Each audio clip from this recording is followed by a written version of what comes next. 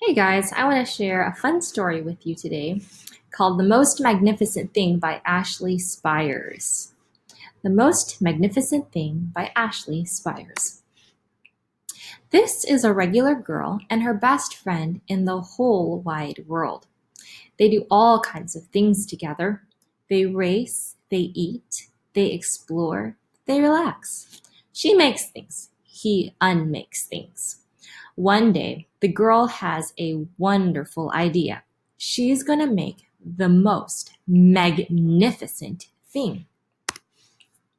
She knows just how it will look. She knows just how it will work.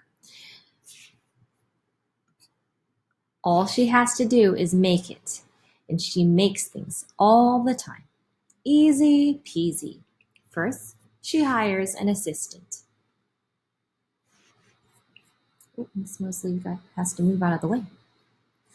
Next, they gather their supplies, they set up somewhere out of the way, and get to work. The girl tinkers and hammers and measures, while her assistant pounces, growls, and chews. When she is finished, she steps back to admire her work. She walks around one side. Her assistant examines the other side. It doesn't look right. Her assistant picks it up and gives it a shake. It doesn't feel right either.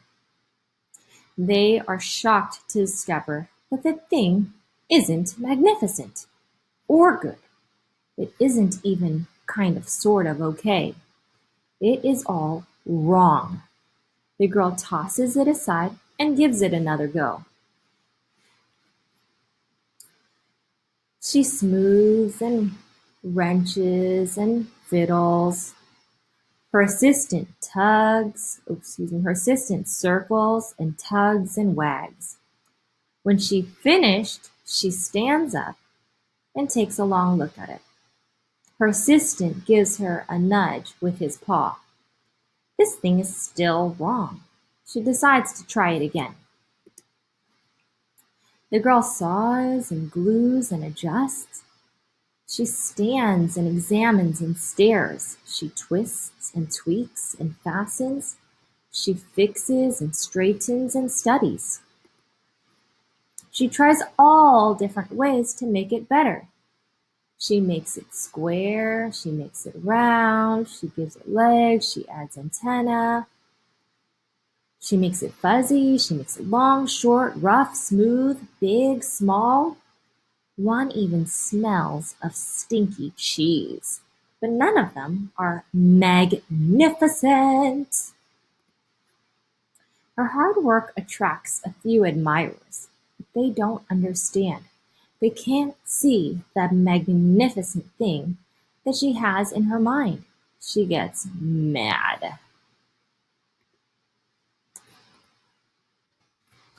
The angrier she gets, the faster she works. She smashes pieces into shapes. She jams parts together.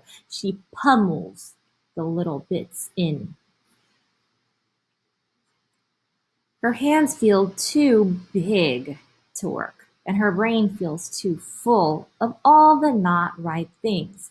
If only the thing would just work. Crunch! The pain starts in her finger. It rushes to her brain, and she explodes. It's not her finest moment. I'm no good at this. I quit. Her assistant suggests a walk. It's not much help at first, but before long she starts to feel different.